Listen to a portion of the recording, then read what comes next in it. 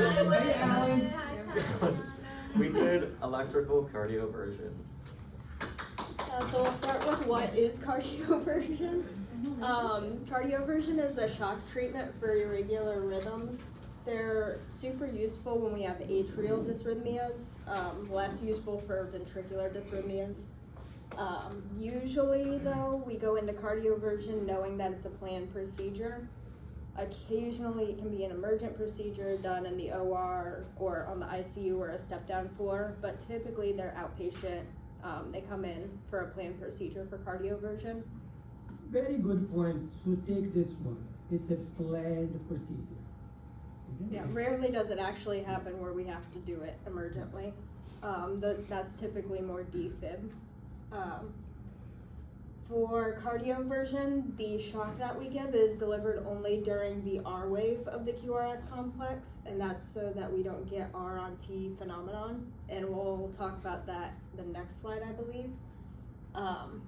Typically, the cardioversion is under sedation, and the shocks are pretty low energy. They start at 50 volts, but repeated cardioversions can go up to 200 joules, not volts, sorry, for the shock energy.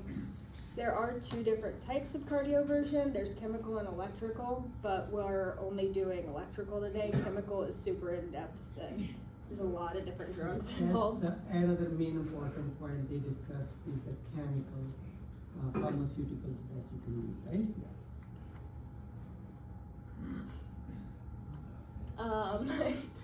The picture on the top right shows where the pad placement is for cardioversion. So you have one placed on the right side of the chest and one placed on the left side of the patient's body. This is the R on T phenomenon I was telling you guys about. It's a rare type of ventricular extrasystole, and it is when the R wave becomes superimposed, like right here, on top of the T wave. So the R wave shouldn't be there. It should be inverted and it should be a T wave. But instead you're seeing the PVC and it's flipped upside down. The bad thing about the R on T phenomenon is the patient originally had a pulse, and because you incorrectly shocked them, you've now created a pulseless or ventricular fibrillation in the patient. Indications include atrial fibrillation, atrial flutter, atrial tachycardia, and ventricular tachycardia with a pulse. The rate for the ventricular tachycardia has to be greater than 150, and the patient is usually unstable with chest pain, pulmonary edema, and hypotension. Contraindications include presence of left atrial thrombosis, digitalis toxicity or hypocalcemia, sinus tachycardia caused by clinical conditions, and catecholamine-induced arrhythmia. And this is kind of what the digitalis toxicity looks like. You get a dip in your S wave instead of just like a sharp like you usually get. And something really important to note about the presence of the thrombus. If the patient has a thrombus and you cardiovert them, you can push the clot further, and that clot will dislodge and go up into their brain possibly. So you want to be very careful about that. That's very important for us as a perfusenists to know. Second thing, pulmonary edema. Why these patients get pulmonary edema? Because the ventricle is not pumping, right? Or pumping less. It backflows into the lungs, and those patients can go into the pulmonary edema. I didn't teach you, but some courses may teach you about pathology in mitral. When you have a rupture, all of a sudden, ischemic rupture of the chordae tendineae, patient can go into pulmonary edema in 2 seconds in ICU, right? Because everything backflows. So rather than pumping into the aorta now, they are pumping back into the lungs with the ventricle. Because you have a rupture, mitral blood goes like this. So that can happen. And then, So all of a sudden the patient is doing good, like in 2 seconds, patient went back into the pulmonary edema. and then one other thing, the sinus tachycardia caused by clinical conditions You always want to clear the clinical condition that you've caused before you go into shocking someone. So if it's not caused by a clinical condition, then it's not a contraindication. Can you play that? We have a video on how it's done. Can't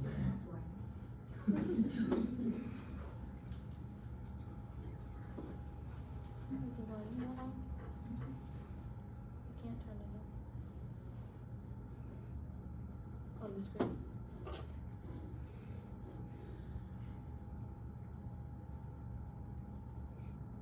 Yeah, the bathroom's on 100 over here. Check the wall. Oh, yeah, Do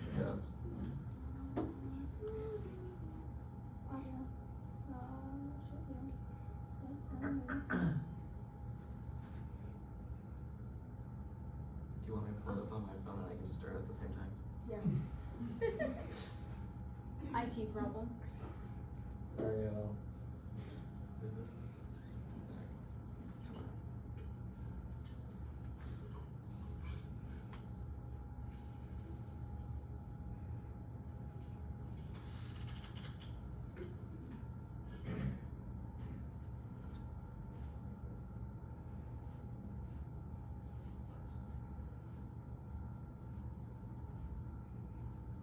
Where did you find this video? Pull it up on your thing.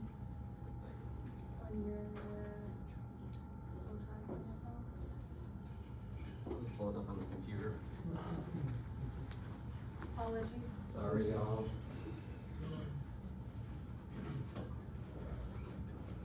So you always do what I learned, always connect to your computer directly.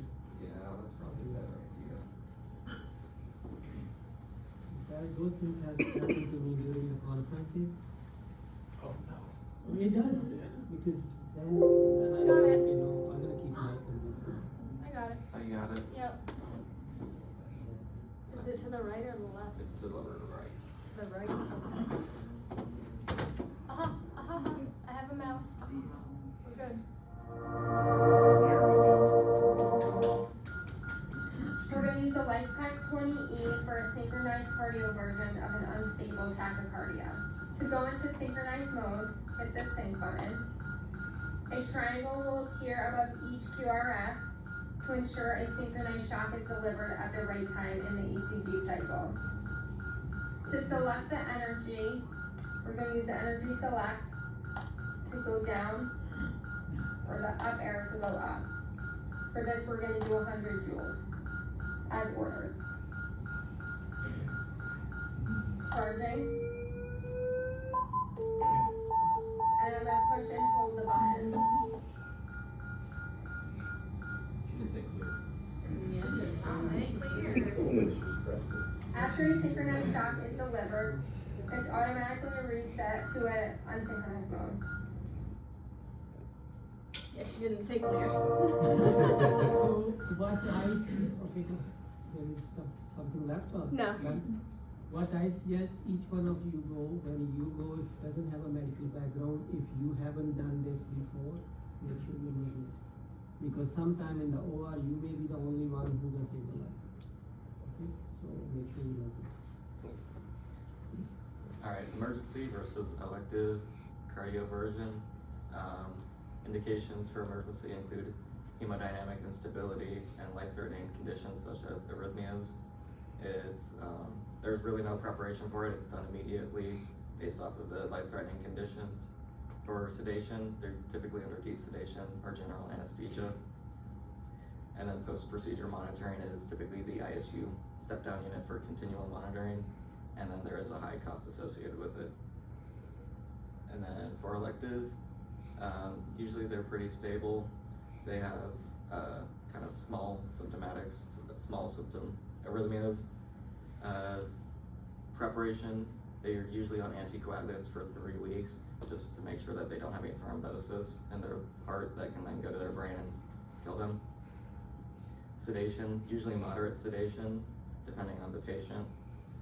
And then post-procedure monitoring, usually extended outpatient stay for a couple hours to a day. And then since it is planned, it's cheaper.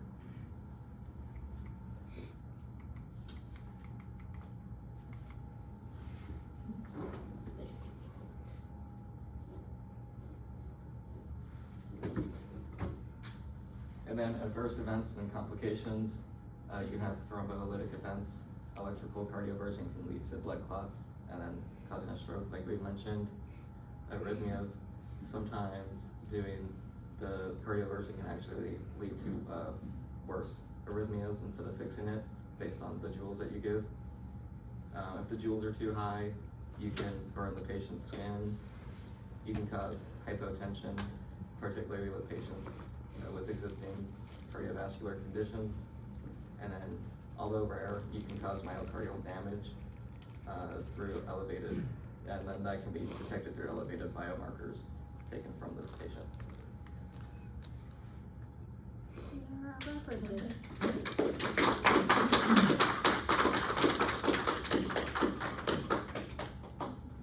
I suggest you share this presentation with everyone, right? I think to me it will be reasonable to pick one or two questions from this presentation, right? Jessica's recording them too, Perfect. because I'm gonna head out. Thank I you. think very good. So this is the one information, even though you can get 5 points from this one to remember and take away. What was the jewel range? that you 50. wanted? 50 to 200. Thank you. You have a, or you don't need 300 for the day. I thought feel better. That's high. Good If job. I didn't, Be if you guys careful. get sick, it's David, not me. It's David's fault, you know. What is it? David was coughing all over the place. You know. Are we going now? This place Is is. it? Notice the front Yeah, row's who's the getting next row? it. The front row got Yeah, it. yeah.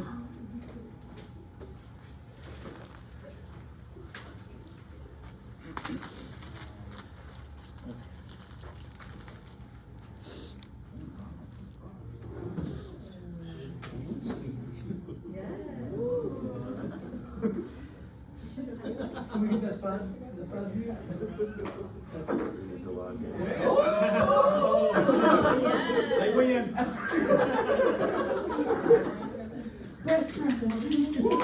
We should have had like a spotlight, like when the lights off and had the boys just like follow us. That was so good. Now, what, if you could be a snack, what would you be? Yours. Oh, Lord. That was great. It's the perfect size. It's not patient belonging, this is a treatment bag. So whoever is in nursing and Sprite, you still work. I know. They're just. That was too crazy. I'll be there on Saturday. Because I did work Friday and Saturday. So 24 hours per week. 12 hours per hour. But I saw you. That's to put it together. Yeah. Maybe open it I love this aspect of what I do, so.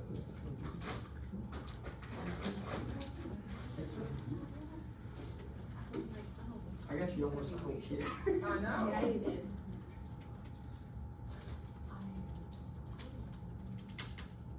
Is it fun? Alright, bro. I'm saying, well, yeah, I'm sure it's Yeah, that's the only reason I didn't get one. I was looking for one that was like 4 years.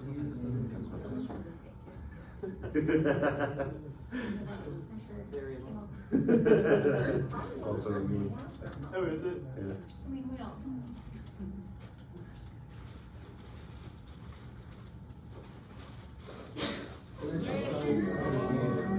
I covered it, everyone calm down. Covered in confusion.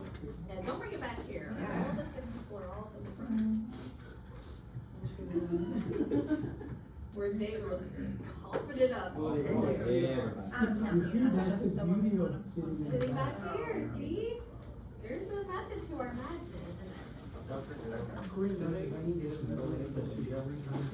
No, So you don't have a middle name? no. Sing is my first part of my first name. You don't just sing? I'm still In people who are Muslims, right? They do still. Okay, so people in Pakistan or people living in India who are Muslims, they do. I have a question. Okay, this could be way off. Is it true that people in India, their last names are based on their profession? No. No? Okay, never mind. Actually, you know, take the last name Goldsmith, blacksmith. No, not like right? that. So those are from the profession. Someone was saying like, for example, Is it a? people with the IT. last name Patel What's are wrong, friends? business owners. We can't get it up because we No. don't know how. Are you doing Does that HDMI? make That's sense? not based on their profession. Oh, there you go. Those are the people who were using It's probably got, you the probably word gotta do the in two business. screen, Jessica. Those are the people that The left. two screen. Those were the people who usually With, like, did on the the business. computer, are you on a Did the computer? business. Yeah. Classroom computer? Yeah, So that do the, they're make sure gonna that the be two screen Patel. settings up, that's Yeah, what, Patel, I'm doing mostly the settings. Patels are involved in business, Business. rather than business giving them a Patel name. It's Right. like, it's like a family business, Yeah. kinda like, Oh. Yeah. like generations. Like, Yeah. Generations, So like generally there was one people with person that who was in the last name, business, he. They're all he- Patels. all Patels. I was gonna say, Ah. there's lots of Patels in the hospital. So it's just like generally people with that last name are involved in business. Mhm. But not all, there are some farmers as well, some others things, not that. what's it doing? It has the double screen up there, it's just that not the You have touch to be able to- Okay, your time is up now. That's fine, wasn't it? Is it an A? That's all I care about. So we can get out. Are you trying to pull it up on the TV? You Yeah. have to move it to the right. To the right. Okay. Because that's like a second monitor. Yeah, kinda like in the lab, like how you have to, You are when it's on one side. since morning. To the right, you said? Yeah. There it is. Nice. Put her over there. Yeah. Thank you. Thank you. You do not get that. No, that was for you! If you have more than 5 slides, we're gonna start the negative marking. I'm not the way you think. I think we have exactly Going five. first. You have a cap of 5. It should be like to the next slide. when you press it. We're not gonna list everything on Just there. go right. Is this informative? Yeah. Yeah. This is a Medtronic generator Okay. and a dual chamber lead. This is the implantable. I'm assuming. Medtronic. This was given by Medtronic, but I have to give it back so don't break it. That's a dual chamber one. Yeah, this is dual chamber. So then they can see both chambers. at Yeah, the you same can do like time. atrial. Yeah. Rufus needed one, you wouldn't let him get one? You're the good one. Honey. I know. No, no. You can start. You're good at looking. Okay, so Jessica, Zach, and I, we're gonna talk about pacemakers. I'm gonna discuss the differences, the specifics about atrial and ventricular pacemakers, their placement, indications, and how they function. So atrial pacemakers primarily pace the upper chambers of the heart. We call those the atria. And they're placed when there's an issue with the atrial pacing system.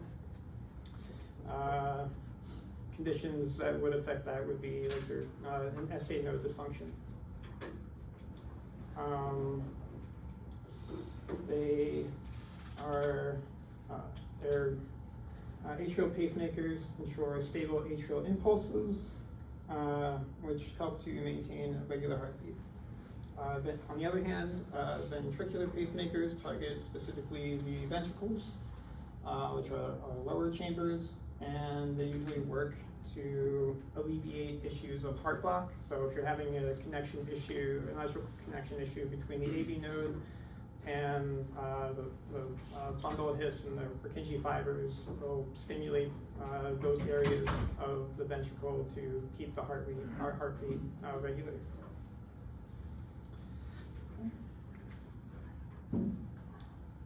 Okay, so here are some indications for atrial or ventricular pacemakers. Atrial pacemakers, again, are used when there's an electrical issue located specifically in the atria, often due to SA node diseases. The AV node tends to remain functional in some of these cases, which allows the natural conduction between the AV node, the AV node and the ventricles themselves.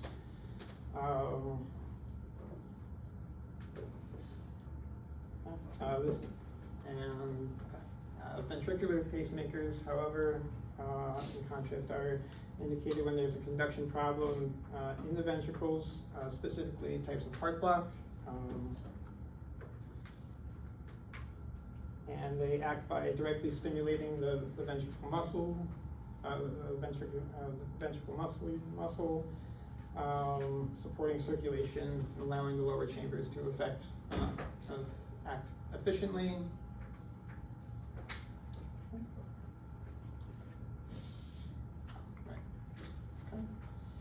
Let's see, so some pros and cons of both of them. Atrial pacemakers, for example, preserve the natural heart rhythm and are more energy efficient as they don't interfere with the QRS or ST segments along the ECG. However, they might be inadequate for patients who are needing more complex systems or they do come in with risks of during placement of bleeding, infection, or other damage to nerves. Ventricular pacemakers are for life-saving conditions of severe heart block, either first, second, or third degree, and are generally more safely placed. However, they may disrupt AV synchrony, causing possible fatigue or palpitations in some patients.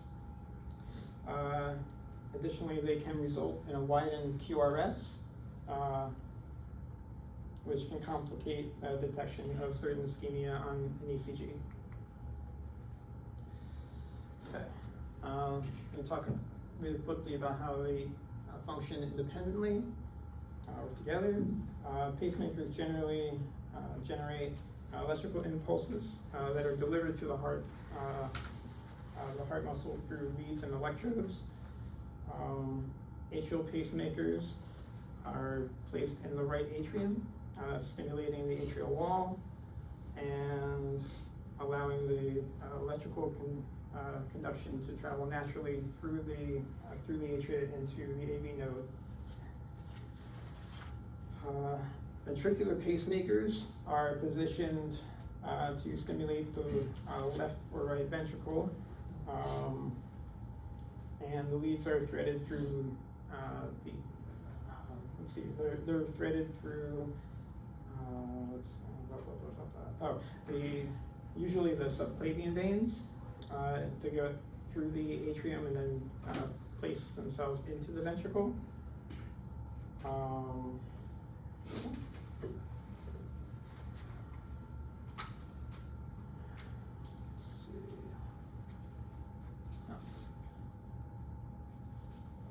Yeah, I kind of already talked about that.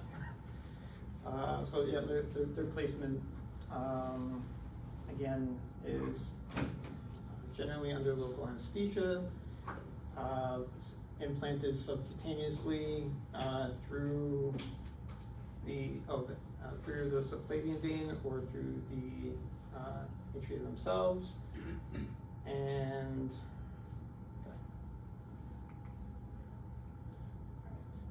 each pacemaker is programmed specifically for the patient, whether it's an atrial or ventricular issue or combination of atrial ventricular. They can be varied in their function to also initiate mimic natural heart rates. For example, if a patient wants to continue being physically active, they have the ability to not be too sensitive and work with a patient's natural want to become active. I think that might be it. I think that's next. I'm not sure who might continue. That's fine. Is this, you're sitting this, yeah. So there's complications for permanent and temporary, which we will both be having in the OR. Permanent pacemakers, because they are programmed, and as you can see with the generator, it's just like a little baby computer.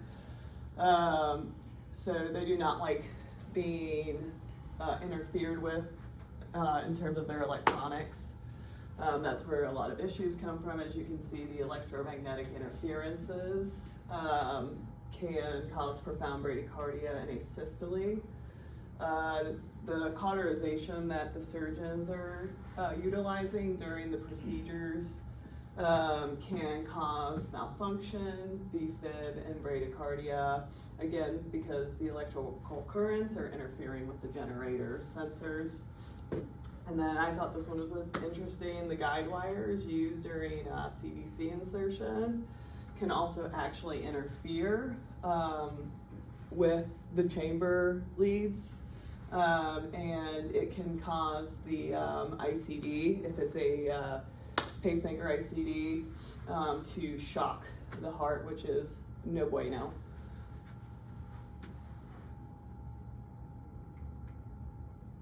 And then this is just some kind of more issues that can arise, complications during surgery with permanence. The bone saws can create the vibrations that interfere with mechanical components. You have lead fracturing. I just added kind of where the leads can migrate to. I thought it was interesting that you were telling me about the air emboli passing through the PFO a couple days ago in the lab. It's the same thing actually with the leads. If they fracture and the patient has a PFO, they can risk the lead fracture crossing the PFO and then up into the systemic circulation. Lead perforations have also been like a kind of a big issue. Essentially, the lead perforates through the heart. Obviously, you have a bleeding issue. Heating, the heart's very sensitive to being burned. That's why they do ablations, to get rid of arrhythmias. So if the lead heats up and burns the heart, you have more issues. Just a dislodgement. You can dislodge thrombi and that have attached themselves to the leads, because they do sometimes get on the leads if they've been in for a while. And then dislodgement of the leads themselves, and obviously they're not going to work. So temporary pacemakers is what we will be seeing a lot of in the OR for open heart. And so some of the complications is arrhythmias might be noted.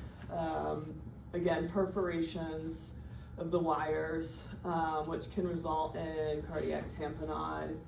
I know at my facility, when I did open heart, we had a requirement that the chest tubes had to stay in while the wires were being pulled, and in for an hour after, just in case there was bleeding.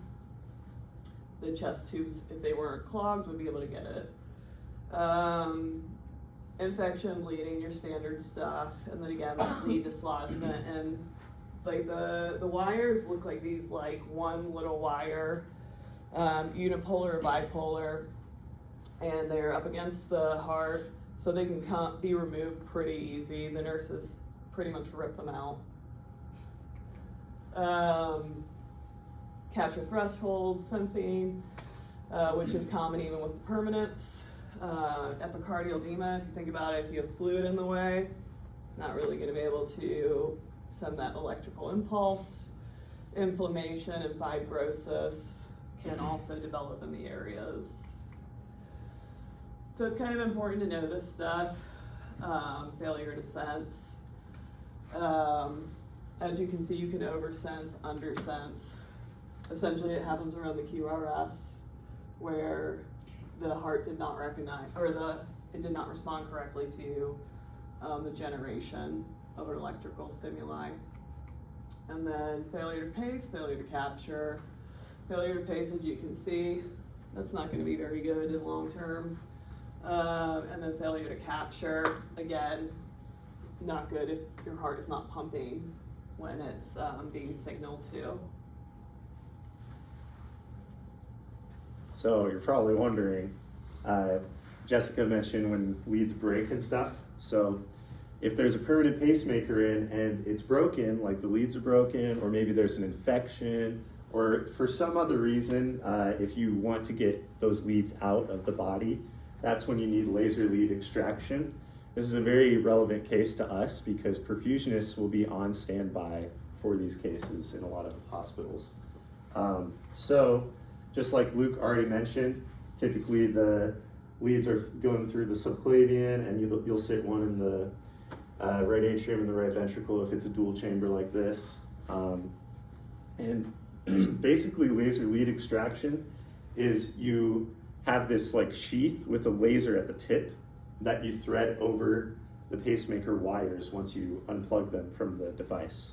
And once you thread that over, the lasers on the tip of the sheath will cut away any scar tissue. So this is what the laser looks like. It kind of just looks like a little gun that they have, and the lasers come out at the tip here, like in a kind of horizontal fashion. So yeah, like I said, typically the reason you have to do this is scar tissue. If the pacemaker is left in for a long time, which usually it is before it breaks, scar tissue kind of develops around it. So it would be too dangerous to just pull it out. Otherwise you might cause some issues there. So that's why they have to put the laser over the wire to do the whole process.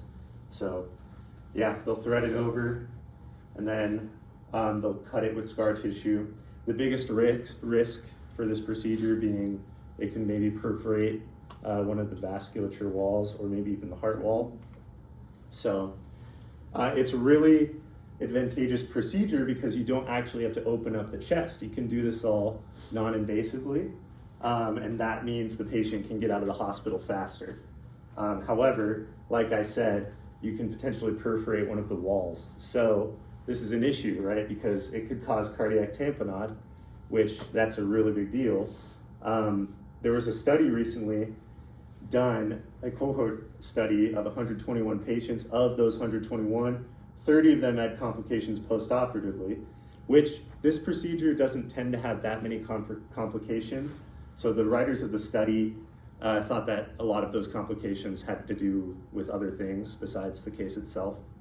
However, 2 of the patients who had laser lead extraction of the 121 needed emergency bypass surgery. So the perfusionist was definitely needed there, and 1 actually ended up dying. So if you haven't noticed, high morbidity, that's the big issue here. So 70% of the deaths occur once the vasculature is teared. Neurological damage occurs within 5 to 10 minutes of cardiac tamponade. So if that wall is teared during that procedure, the perfusionist needs to be in-house, otherwise they won't have enough time to actually save this patient. So overall, not very many complications, but the morbidity is so high that that's why a lot of hospitals have a perfusionist on standby for this procedure. Okay. So everyone, this procedure is an emergent procedure. Make sure your pump is primed in case you feel like there is a chance going on bypass, right? Surgeon has to just crack open the chest and go on bypass. Or femoral cannulation must be there so you can check the body. What's that? And yes, he's right, 70% of the patients have a complication.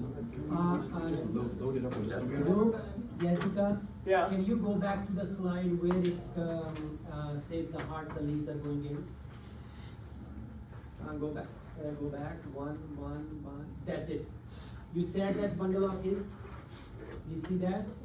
So now, yesterday I was reviewing the research after I had a class with you guys, and the research is going on. If we will place the leads in atria and ventricles, so that means by AV pace and the VB pace, right? V pace, or we do the biventricular pacing. Is it superior? Biventricular pace is if I pace only the bundle of his, or left bundle branch, or right bundle branch.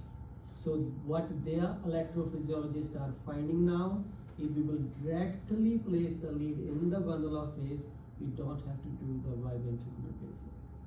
That will be more natural way of conduction of electricity to the whole heart rather than coming from the wall. So that's what they are doing the research now, which one is superior. Yes, it's easy to place the biventricular. It's very hard to pinpoint the bundle of hairs because only they can do in the cath lab, right? And but they said it is more superior. The preliminary data is coming, it's more superior. So you may see more and more bundle of hairs getting paced rather than just biventricular pacing. It's weird how these spots aren't there, they're under QRS. Yep. You know, it looks nothing, it doesn't look natural. Yeah. It always looks. It's always like that. Yeah, it always looks Yeah. like before. Yeah. You know, it's like, seen it. Anything, that's it. This fun. Let's do it, Michael. Thank you. Wrong. Yeah, Yeah, that's right. Michael Martin. You can tell it's dual chambered by that symbol. Oh, other thing I forgot to mention I is think that's it. they Also, my friend put just a told me it was magnet over to stop the pacemaker during the cardiac surgery when you guys do it. That's really cool. Otherwise, Yeah, thanks if for it's an showing ICD, that. it's gonna fire, right? If you Good go job. in fibrillation, it's gonna fire. So we don't wanna. Is it a streaming? So we call it a reprogramming. I'm recording. So Okay, they sounds reprogram good. back to natural, Thank you. so it doesn't do automatic fire. Yes, they sign in. Sometimes they will Zach had to sign sometimes in, they will just yeah. keep it as a low rate, so in case something happens during the OR, during the induction, at least the pacemaker can save the patient. Testing, Yeah. Testing, they one, are two, MRI. 1, 2. The pacemakers are MRI. We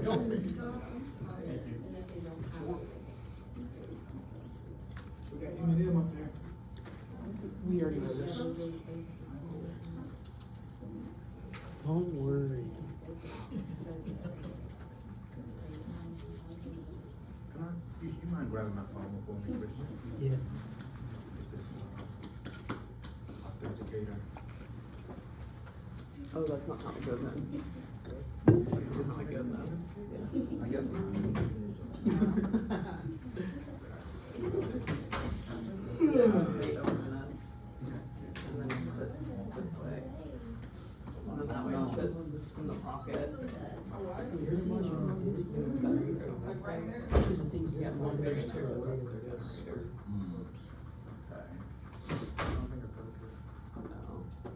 And then we just put this tab and drag it. Or maybe it's the entire like zoom. Yeah, so it's like this. And then drag it. And it sits in its subcutaneous pocket up here. There you go. There you go. And then I guess from here we can. There you go. Bam. All right. And then to play the thing, we get this one. Okay, this is our presentation on venous drainage, gravity versus assisted. Uh-oh, oh Lord. Golly.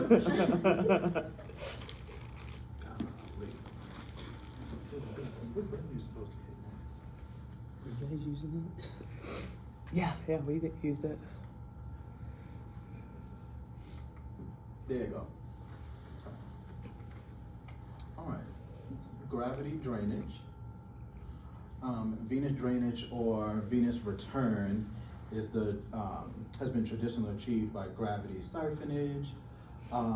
The venous system is our low pressure, high compliance system. In normal circulation, venous return to the heart is driven by pressure gradients. You guys understand high compliance? That means you can continue to fill. Mhm. The arterial system is not high compliant. It's not high elastic. High pressure, arteria is high pressure, low compliance. Physiological pressure difference is approximately 7 millimeters of mercury. And since the venous line and cannula are smaller in diameter than our native vessels, venous drainage requires a higher pressure gradient. So, this is where everybody can participate. Question 1. What are 2 characteristics of the venous system? Low pressure. High compliance. Yes, very good. Right. That's Line up and get your degree. Our venous system resistance is influenced by the venous cannula or cannulas and the pressure differences. Methods to increase the negative pressure or siphonage include increasing the height differential so you can raise or lower your reservoir, increasing the diameter of venous tubing, or by using assisted drainage devices. And also venous return is dependent on blood viscosity, your height differential, diameter, and the length of tubing. So another participation point. Which is a method of improving venous return? A, reducing venous tubing diameter. B, increasing blood viscosity. C, lowering the height of the reservoir. Or D, increasing venous tubing length. We have C, lowering the height of the reservoir. Very good. So we can apply Poiseuille's law here. Poiseuille's law can be used to represent venous return. So flow would be Q. And that's our visual representation there. So flow would equal pi radius to the 4th times the change in pressure over 8, which is the constant, viscosity times viscosity times length. So here we go. Using Poiseuille's law, doubling the radius will A, decrease the flow, B, double the flow, C, increase the flow by 16, or D, reduce the flow by half. Very good. That's been Smart. studied. Wow.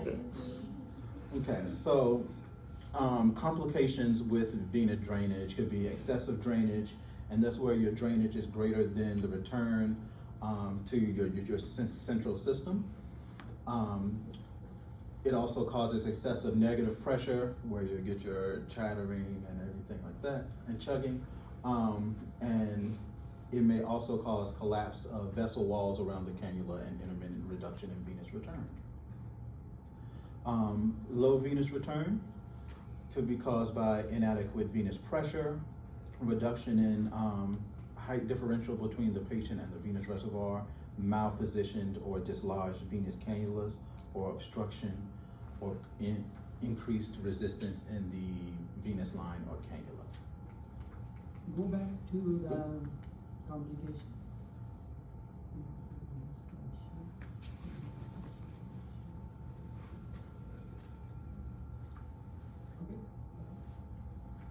And here's another opportunity. Which of the following are a result of excessive drainage? A, drainage is greater than drainage is less than the return from the central veins.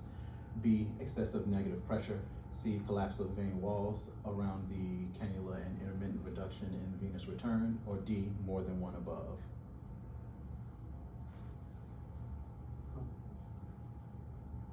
Is it D?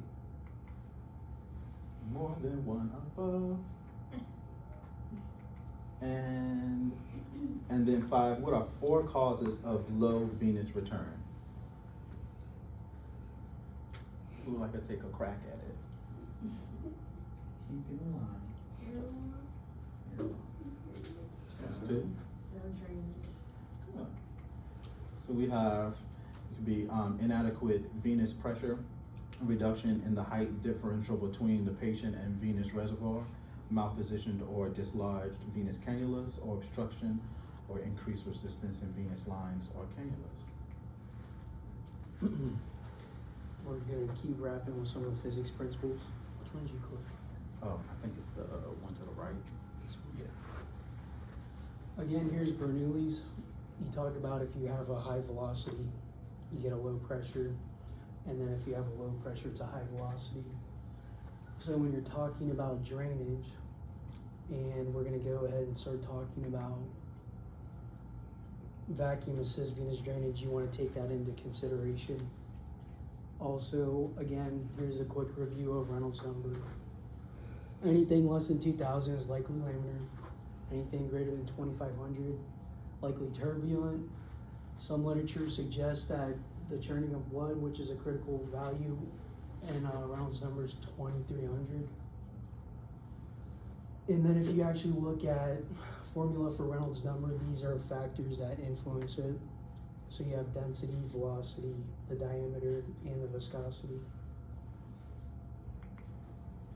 So vacuum assist venous drainage, a little bit about it. You have a 20 to 40% increase in your flow or return.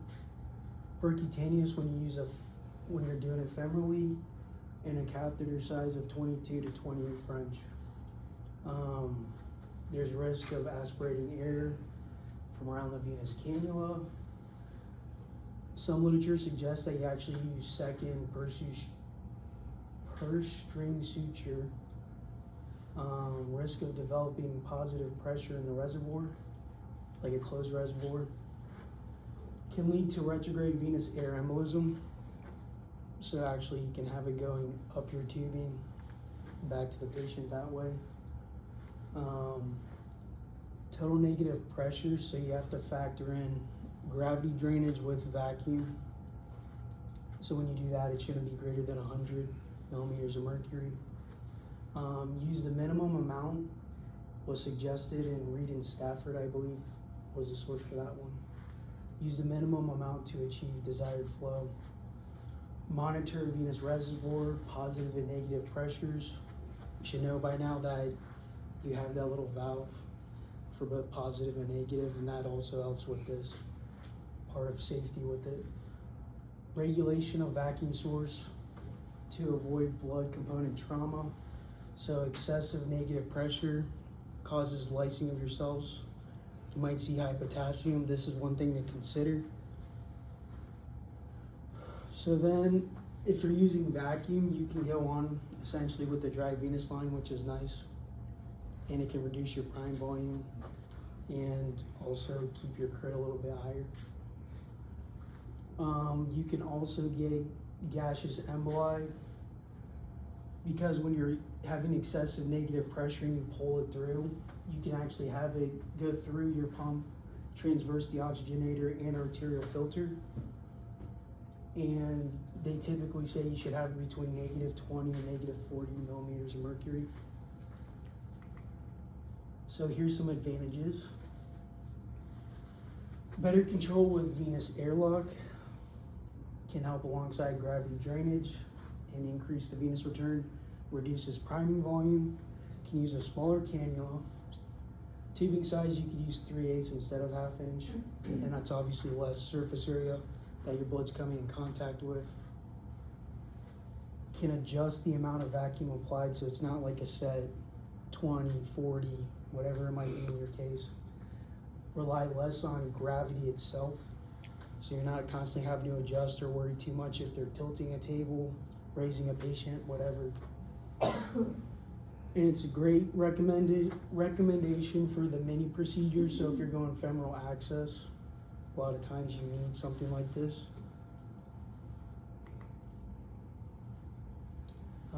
Some disadvantages: excessive negative pressure. So obviously you get air emboli. You can pull air out of solution, especially around the suture strings. Chugging and chattering. There's excessive drainage with it. So you're trying to drain more than you're getting return on your venous side. You can get collapse of the right atrium. Also, you can get vessel wall collapse around your cannula. Intermittent reduction in venous drainage. And another part is that you have to watch, because a pressure differential of negative 40 or greater can cause hemolysis. So I wasn't as fancy as Jerome, but here's my quiz key. And that's pretty much it.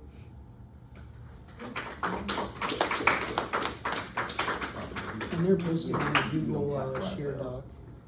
Other thing, what you should have done or can do in future in case complications of having a problem with the venous return. Well, like how to correct You it? could have added that one as a one slide, right? What are the complications if I have a poor venous return throughout the case?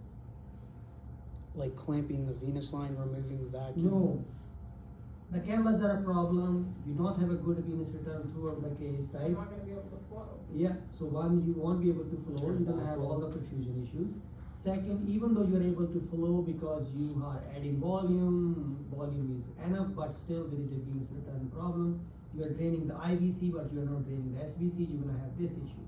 Cerebral. And if you are not draining the IVC, right, or the cannula is in the liver, you can't drain, so you're gonna have a kidney issues. So those complications then come in when you have a less venous return. Okay. Second thing, you can use less priming with the vacuum assist if it is kept to the extent where it's not causing blood trauma, right? That's what we say, not causing collapse. 66% of the blood rests in the veins of your body because those are high compliance chambers. You are trying to pull that one. So some pool of the blood, you're already pulling it from that pool, that never gonna come back to you in a regular gravity venous return until your reservoir is sitting on the floor, right? So vacuum assist can help with that one. To get some blood from that pool, so you have in the circulation that you can maintain. So those are the two things. Okay, one complication, one get the pool out rather than leaving in the patient all the time. Okay? It's like a dynamic volume and static volume, right? Yeah. You want to pull that static volume out, so make it dynamic. Yeah. Okay, next one.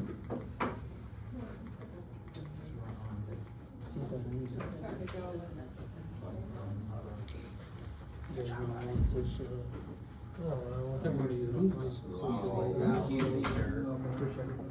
Slides, buddy.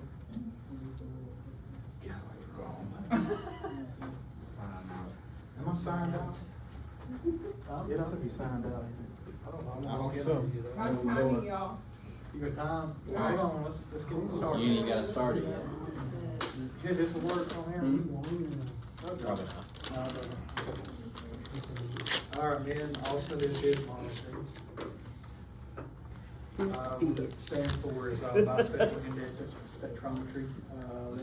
What it does is it takes the waves like EEG waves and gives you a number, makes it more simple, and you can read your somewhat level of consciousness with this. And that's just everything I just said. It's non-invasive. Also pass around the monitor and the stickers that you put on your head. Let's see. So there's your levels. 100 being fully awake, 0 being brain dead.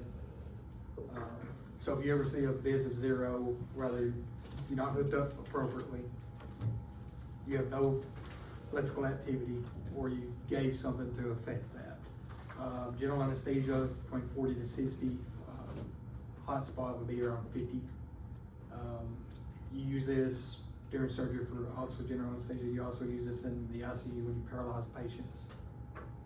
Yeah, you can see, you know, you almost correlate it with the waves. Then, you know, if they have more frequency, you know, more wave, we're down there at the end, you know, the amplitude and frequency kind of goes away around the biz of 10.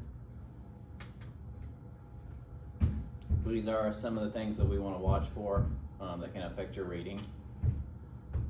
Dr. Gill's probably in the bathroom, I don't know. Is he getting his ass whipped in there?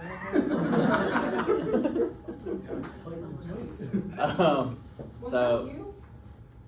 Banging on the wall?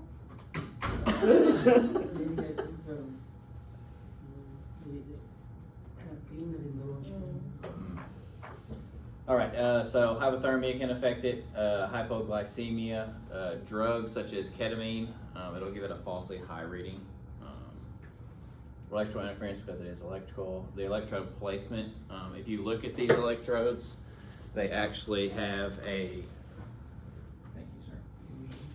If you peel them off, they have like this little, like if you feel, it has like a kind of a gel in it. Whenever you put it on their forehead, make sure you push it all the way down so that the gel actually comes out around it, because it won't actually read the best. On our monitors, they hook What's the in. purpose of the gel? Everybody knows. So on this here, it hooks in like this. I'll do it, we'll do it. It hooks in like that, this way it should run to your yellow quick. But you just want to make sure that this kind of sits top side here, and then it'll run to the side of the forehead. But make sure that the gel is seen around the sticker, or else you'll probably have a false reading. Overdose, obviously, and brain death or injury. So how does it relate to us? It allows good perfusion monitoring of the brain, also with our sedation, making sure that the patient is properly sedated for the procedure. You can make sure that your regional sats do correlate with the flow on your circuit, making sure you're perfusing the brain appropriately, because you don't want to be pumping a case and all of a sudden your BIS says 0. Not good. Allows for the state of anesthesia to be known, can help with the cannula placement. We actually have an article attached to this that the SVC cannula was in too deep, causing the backup pressure, and it caused a falsely high elevated reading on the BIS monitor. BIS went from 42 to 57. They pulled the cannula back, BIS went back down. But they actually noticed it in the BIS reading, and they tried to like redose paralytics, redose everything, and that wasn't the issue, it was the cannula. And then also can allow. So, and then also for the neurological assessment for perfusion, like I said, you really want to make sure that you don't like all of a sudden have that drop, because no bueno. And that's it. Yes, sir. Austin, I noticed that on the monitor, on the probes, it has an orientation of 1, 2, 4, 3. What is that?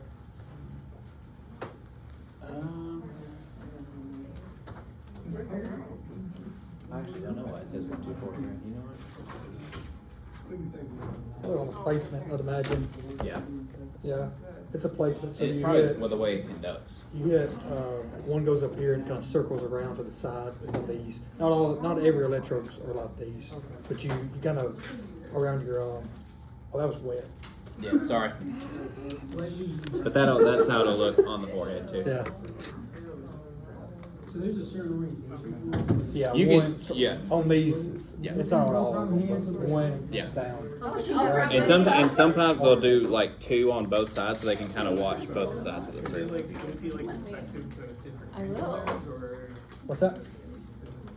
It'll read just it'll kind of just read the different one. But the gel is a big part of it, because if you don't have the gel on there, it won't read correctly.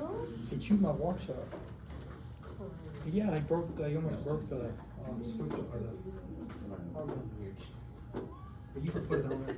Did you just put gel on my forehead? Don't mind like that shit.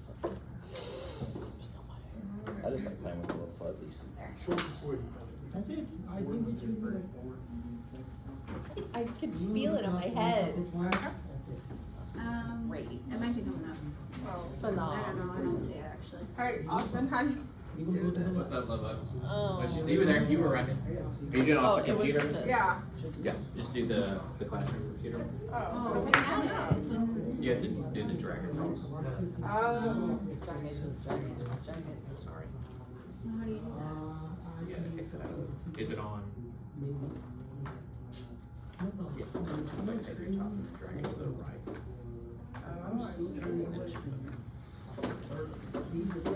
Put this to the flow meter. Oh, 100%. That's what I did. I don't even need a rapid transducer. I just need No, two O2 tanks. Okay. We're going. Okay. Art lines.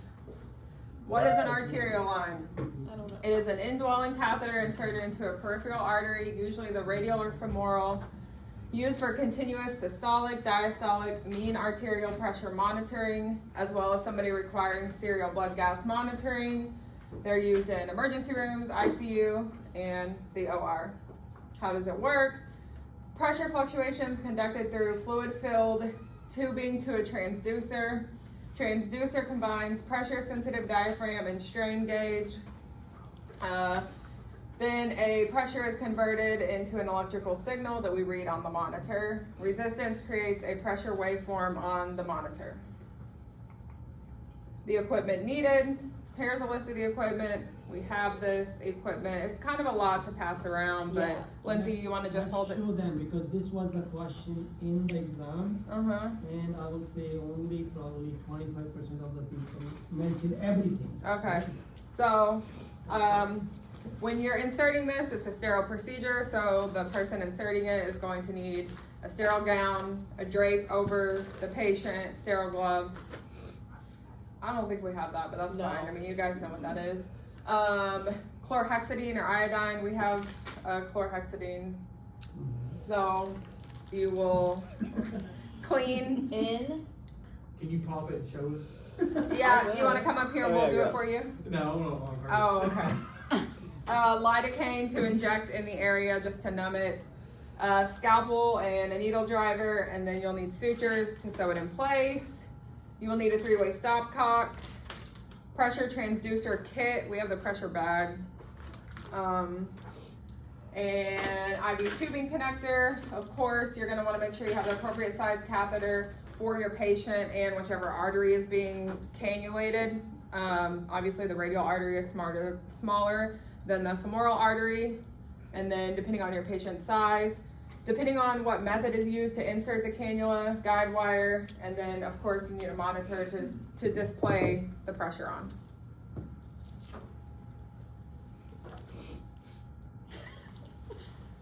Is this mine? No, this one's mine. Oh, okay. Let's ready for some insertion. All right. Insertion. All right. This is a sterile technique. This is a sterile technique. So here's is a picture of it. They will actually use. They will do lidocaine. They will sterilize this area, and they actually have a sterile drape going over it. And this will actually be open to the wrist so that they have access to it. Everything is sterile like that. They will actually palpate the artery, which you can do to yourselves for fun. It's right here. There's a nice little groove right here. That's your artery. Also, the angle is very important when actually putting in the art line. You want it at a 30-degree angle for an art line because you're actually going to feed the thread through it, because you're not going to leave the needle in there. You're just getting the needle in there, and you'll have blood return. It'll slowly come out. It'll burst out, and you take the guide wire out after you feed that through. Local anesthetic, direct puncture. But this pretty much shows, if you wanted to come look at it closer later, we'll send it. But yeah, it'll go directly into the artery. You'll actually feed the wire through. And then the outer catheter that goes through the guide wire is advanced in placement. And then you hold on to that and you remove the needle. And don't let go of it. And don't let go of it, because then you'll have to do it all over again. Is it this one? Yeah, just like the arrow, the next arrow. Okay.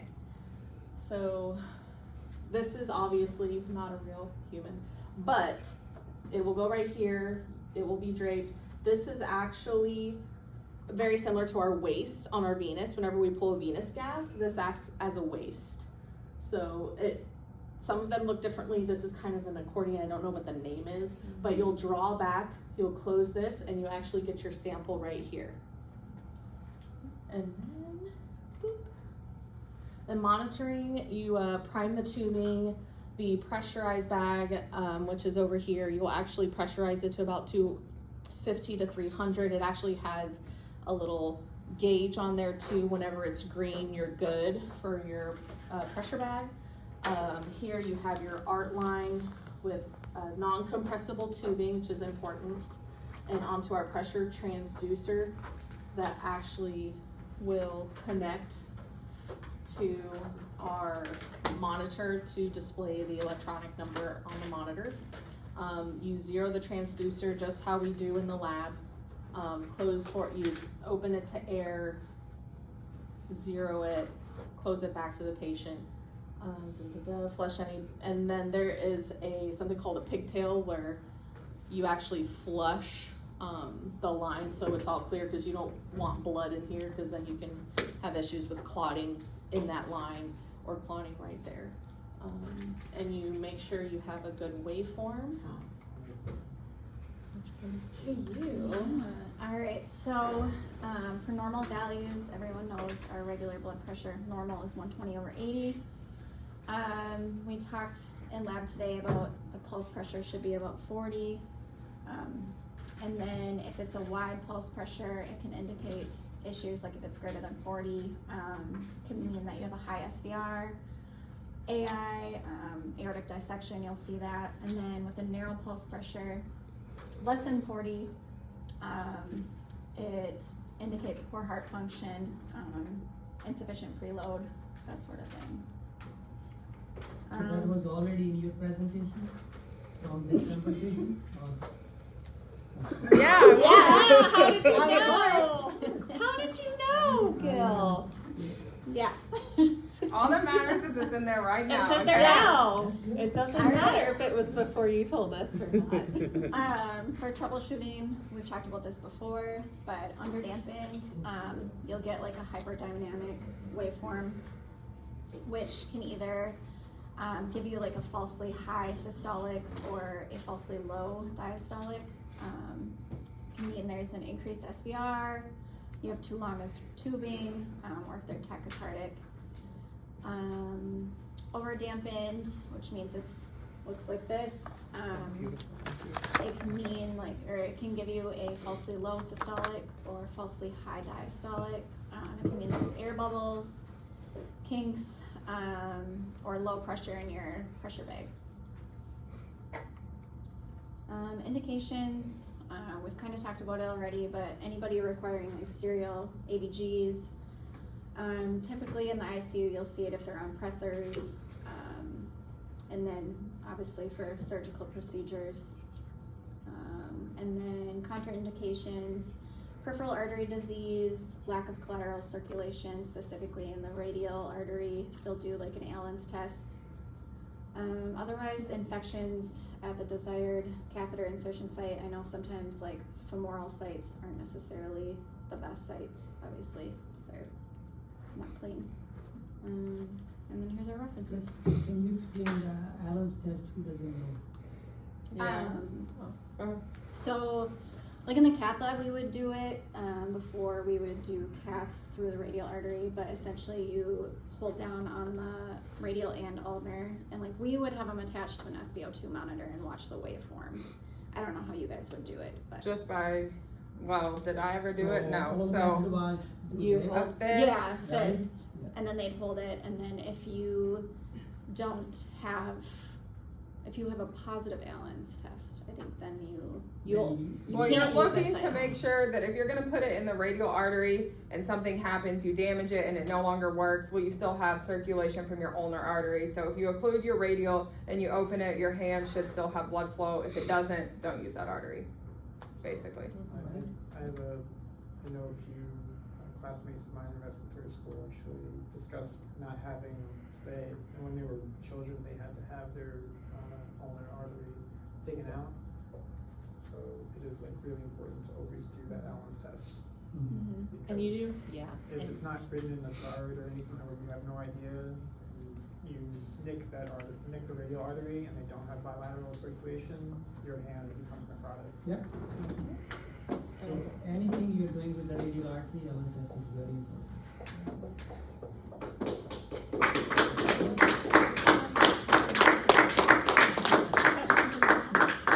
Now, we'll be taking no more questions. No more questions. I have a question. No.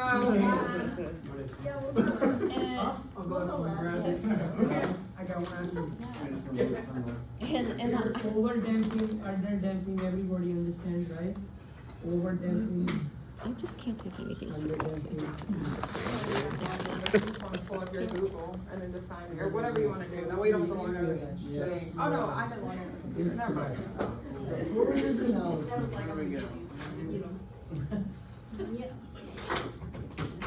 So, how was lab today? Tell us a joke. That's the team, right? Look. Huh? Same. They match. Same thing, but different. Oh, they. Yeah, we correlated this.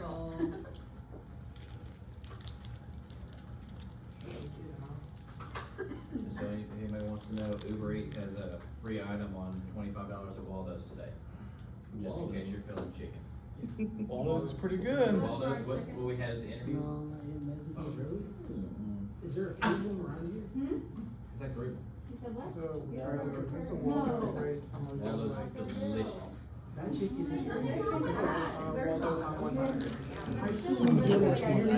is 2 minutes tops. It's gonna be great. You want me to time you? No. Don't make me nervous. Huh? This is somebody else's email.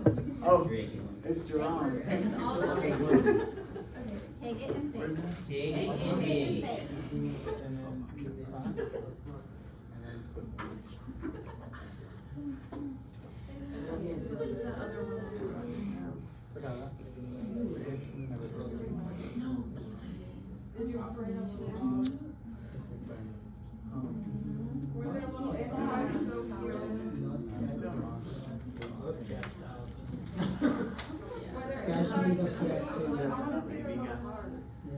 No, I never opened the chest to be honest because we didn't do a lot of stuff there. But general surgery and orthopedics. Did you ever clean your teeth? I know, my dog is going on Monday to get her teeth cleaned, and they're putting her under. Tails, cropping ears, all those things. No problem. I think it's interesting how they have once you sign to years, you have a user, different settings of it, that's how they have their pups. Wait, what? Add a user. That's how always have like user rules. There you go. They have different So they're, the settings. dogs are different little things? Like yours, yours. I never knew that. Wow, I'm learning so much today. I know. That's the one thing I took away from that. That was it, the one thing in anatomy. Just them right. Try. I was like the What do you call it, their anal glands? Cleaning them, so, yeah, would you do that? Oh, no, I My just God. it was all. They put to sleep. It was straight up that. Did the best check, have you seen my mother and I? You get it. All right, we're getting. We don't miss you that. I think you're saying that was one thing. It's what else it turned it and use it into. Horses. So, it was solid. I always looked at them. Because they brought it up. They were like, It's like the state army. What are y'all doing up there? I had some technical issues, okay, sir? Need help? Mounting police. Maybe. Right? So I joined that I'm trying not to get. How we getting on here? Slide to the right.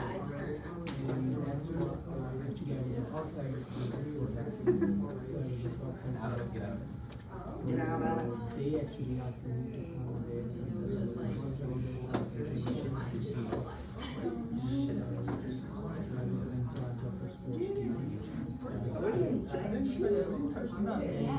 Oh no, me like my name was like Indian. There he goes. There it is. Ross Martin. On my TV. Shamsha means he's the king of peace. There you go. All right, we did PA catheters. There you go, sir. This is a For nice little perfusion. catheter. I want you guys to keep in mind that the balloon does not work, someone popped it. There you go. All right, objectives: understand the purpose and function of PA catheter, learn PA catheter placement monitoring techniques, interpret key measurements from PA catheters, recognize PA catheter applications in managing patients during CPB. Introduction. They're also known as Swan-Ganz catheters, used to measure pressures in the heart's right side and pulmonary arteries. They kind of help us monitor hemodynamics, fluid balance, cardiac output. I put an image of all the, we pass that around. It's got a ton different ports on it. This kind of explains different things, but like Justin had mentioned, it's got a balloon on the end, so we can kind of measure, what is it? We take a break? So we can measure wedge pressure. So there's this real. All right. So anatomy and placement. The main path is right atrium, pulmonary artery, and right ventricle, but there's different places that you can insert it from. Most common is the right IJ vein. You can also do, these are the other options as far as that goes. I included an image of a femoral catheterization, how they would go through the IVC.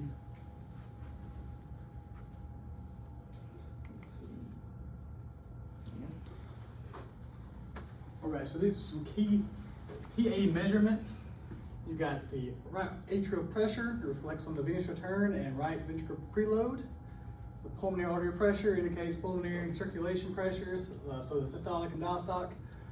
The pulmonary capillary wedge pressure estimates left atrial pressure and left ventricular preload, crucial in assessing left heart function. Got cardiac output, measures the volume of blood pumped by the heart per minute.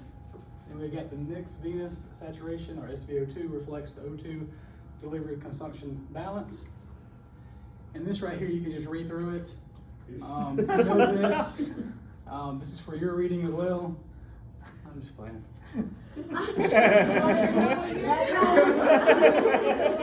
We already talked about this. We talked about this. We talked about this. Here we are.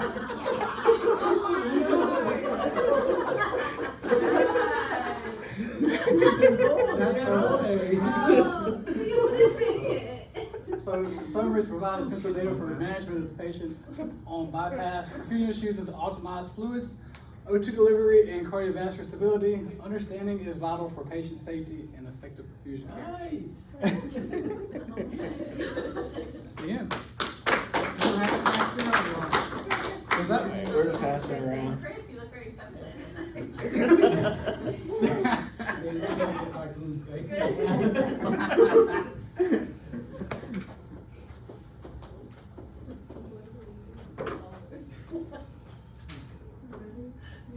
So is that your Facebook profile picture captured before? Have a look and what's that? Justin Analytics? Is that your Facebook profile picture? And here it is.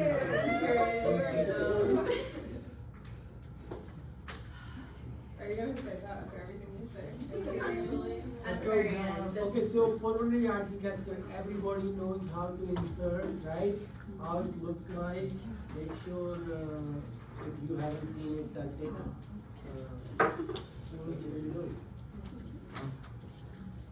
What's called a swandom.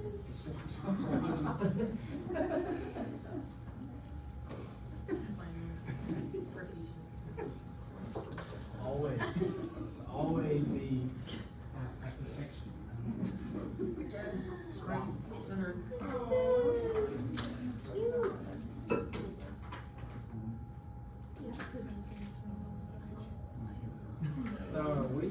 We definitely have the fastest. No, I think they have the fastest. There's some stats. Chris was the fastest.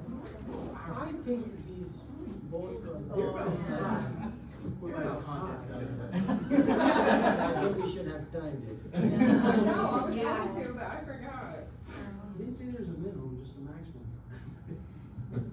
I'll shoot for the minimum.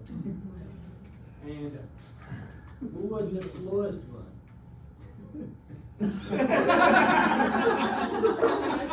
The slowest one in the lab? No. I was like, Presentation. We don't know you that one yet. Okay, Yeah. alright, yeah, we have to complete. They said they're gonna Okay, be are you 5, serious so about cut me? it off. okay. Let me go over there. Girl, no, it doesn't matter. Okay, so, oh wait, this is yours. So Lily and I did the cardiac cycle and its relation to EKGs. And these are some memes for us to smile. They're cute. Yeah, look at the cat. The right was me in lab today. That was not me in lab Yeah, okay, period. Alright, so first slide for me is what is the cardiac cycle? And I'm pretty sure that we all know, but we'll go ahead and talk about it. Okay, let's slide through. Okay, so you don't need to really know any of that. Oh, we know the fastest Yeah, okay. And that is all? Let's go to the line. Okay. So this is the sequence of the heart contracting and relaxing, aka pumping the blood. So I think a good rule of thumb is systole is contraction and diastole is relaxation. And so that's that point right there. So the 5 phases are atrial contraction, isovolumetric contraction, ejection, relaxation, and then filling. And then something that's different about phase 4 and 5 is that both the atria and the ventricles are in diastole. Is it 4 or 5? Yeah. So that's just a good way to remember if you're trying to remember the order of the cycle. So for atrial contraction, the atria are in systole, so they are contracting and topping off the ventricles, which have passively filled, but that's at the end of the cycle. So this can also be referred to as the atrial kick. So then the second phase, the atria move into diastole and the ventricles begin systole. So they're contracting and then all the valves are closing. The pressure's rising inside of the ventricles and it's going to rise to a point where it's higher than the atria and open the semilunar or not the atria. It's going to be higher than the arteries and it's going to open the semilunar valves. And then the third phase, ventricular ejection, that's late ventricular systole. So this is when the pressure inside finally gets higher than that of the arteries and it opens the semilunar valves and they eject. And then, so the 4th phase is isovolumetric relaxation. So that's when the heart's beginning to relax, the ventricles specifically. All the valves are closed in this phase. And then, so we think of it as the pressure is resetting in the entire heart. It's getting ready to passively fill. And then, so the 5th phase is the filling. And so the heart's pressure is low, the AV valves are opening, and the ventricle fills 70% in this phase. And then, like I said, in phase 1 atrial contraction, the additional 30% comes from there. So the precursor to the mechanical effects would be the conduction system anatomy. So we start with the pacemaker of the SA node, and then it goes down the atria to the AV node, then the bundle of His, then the bundle branches, and then out to the Purkinje fibers to contract the ventricles. And then, so these conduction signals, when we are trying to look at them for diagnostic purposes, we use the EKG. And so these electrical signals will translate to the waves, the P wave, QRS complex, and then the T wave. So what is an EKG? Like I was saying, it's just the electrical impulses that we can see on the EKG strips. And so our P wave is going to be atrial depolarization. QRS is the ventricular depolarization and also atrial repolarization, but the wave is too small to actually see. And then the T wave is ventricular repolarization. And then over here, these are some of the rhythms. So our normal rhythm is normal sinus, which is the P wave, QRS complex, and T wave. And then we can have tachycardia, bradycardia, and then different arrhythmias and dysrhythmias that can occur from disturbances. Okay, so we can put it all together and we have the Wigger diagram that we all know about, the very, very lovely Where diagram. So I really liked this one because we have a chart, I guess, at the bottom that talks about which valves are open and closed, and then we got some color coordination and lots of really cool things on there. So we can talk about how the actual cycle, mechanical cycle, correlates with the electrical signals. Since we established that systole is contraction and diastole is relaxation, we can add on to that and say that depolarization goes with contraction and repolarization goes with relaxation, and kind of put all that together. So you can see on here where the P wave kind of aligns with the pressure wave of the ventricles and things like that. So our P wave is going to be the atrial systole. So that's when our atria are contracting. And so the actual contraction is going to be that isoelectric point between the P wave and the Q, not actually the P wave. That's just the electrical signal, which is going to happen before the mechanical response. So as we said, that completes the filling of the ventricles. So then we have our QRS complex, which we see as representing the isovolumetric contraction. So our ventricles are depolarizing here, and then this is the early ventricular systole. And so this is like where our valves are closing and our pressure is increasing, and you can see that on the diagram. If you look at the pressure trends. So then we move on to the next part, which is the ST segment with the ejection. So this is where the ventricles are fully contracted and ejecting and pushing blood into the body and the lungs. And so this is the late ventricular systole. So yeah, it's gonna be from your S to like the point of your T wave. So then the T wave is not isovolumetric relaxation, but isovolumetric relaxation follows right after the T wave. So here the ventricles are repolarizing. All the valves are closed, like I said, we're prepping, getting ready to restart the cycle. And then for the TP segment, so that's complete relaxation and the ventricles are getting ready to contract. It's the resting phase is what we call it. And so that's why it aligns with the ventricular filling, because it's passive. We're not pushing the blood into the ventricle. It's just kind of flowing through there during this phase. And then I think another thing to point out is that whenever you have ejection, you can see it's aligned up with 2B. It's in the middle, it's that lightest color there is. We have ventricular volume on the bottom, and you can see in the ejection phase where the volume of the ventricle drops.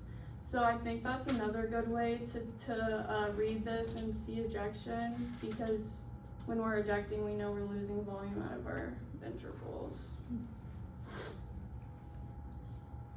So some clinical applications of EKGs and like why we use them. They tell us different conduction disturbances in our heart's conduction system, different pathologies. These can help with diagnosing like arrhythmias, heart failure, blocks, ischemia, infarction, different like some damage from previous infarctions, and then myopathies. And we can also use these when looking at pacemakers to see how the pacemaker is functioning. And then another thing we can use them for is stress testing, so we can stress the heart and see how it reacts under different circumstances. And then the way this applies to us is we use this a lot during surgeries, obviously, especially with plege. We like to see if the heart's arrested, and then when we're coming off bypass, we need to make sure we have a good rhythm.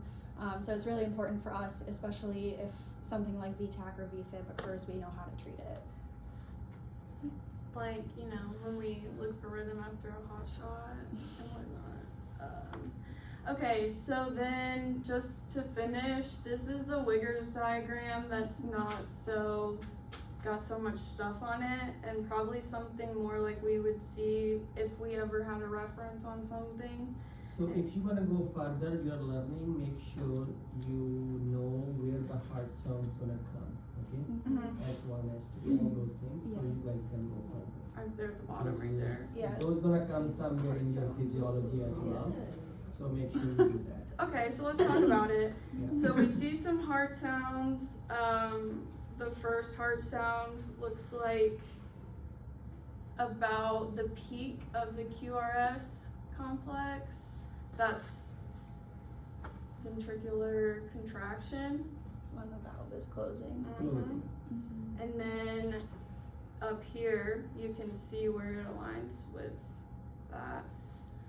And then the second heart sound is when the aortic valve is closing. Dicrotic notch is what we call that on the pressure end of things. So that would be the lub dub. And then Opening, closing. that's all.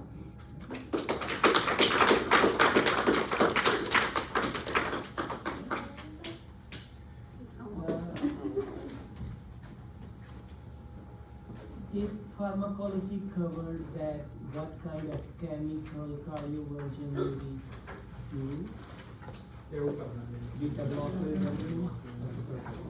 No, I just wanna make sure that we have that. Well done. I think I wasn't expecting you to put so much of effort in preparing slides and everything. I think you have done more than my expectation. So everybody deserves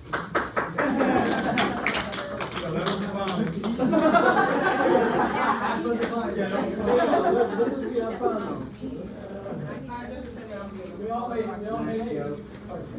Did everybody put their questions on And email me EVM the and monitoring? presentations, and I'm gonna ask Yes. you to submit the verification. Yeah, you did. I saw it.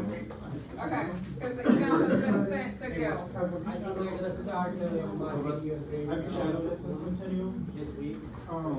Did we just like show them?